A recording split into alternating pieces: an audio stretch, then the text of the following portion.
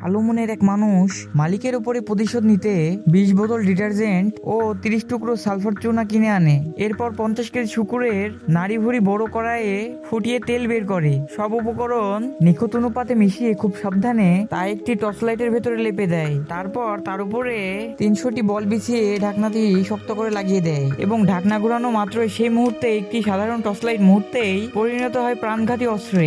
এরপর সে লোকটির বাড়ির সামনে এসে ব্যাগ থেকে নিজের বানানো বোমা বের করে তার গাড়ির নিচে লাগিয়ে দেয়। তারপর জানালায় পাথর ছুড়ে দেয়। ভেতরে থাকা লোকটির সঙ্গে এক তীক্ষ্ণ দৃষ্টিতে চোখাচোখি করে এবং সঙ্গে সঙ্গে মোটরসাইকেল নিয়ে পালিয়ে যায়। লোকটির ফাঁদে পড়ে গাড়ি নিয়ে ধাওয়া করতে শুরু করে, কিন্তু সে বুঝতে পারেনি এটি ছিল তার পাতা ফাঁদ। দুজনের ধাওয়া পাল্টে ধাওয়া চলতে চলতে তারা পৌঁছে যায় একটি নির্জন খনির এলাকায়। সেই মোটরসাইকেল থামায়, লোকটিও গাড়ি থেকে নামে। লোকটি কিছু বলার আগে সে রিমোট কন্ট্রোলে চাপ দেয়। এর ফলে বিকট বিস্ফোরণ হয় এবং লোকটির গাড়ি সহ আকাশে উড়ে দেয়। কোনোভাবে লোকটি গাড়ি থেকে উঠে দাঁড়ানোর চেষ্টা করতে এরপরে কি হলো তা জানার জন্য লাইক, কমেন্ট এবং সাবস্ক্রাইব করুন।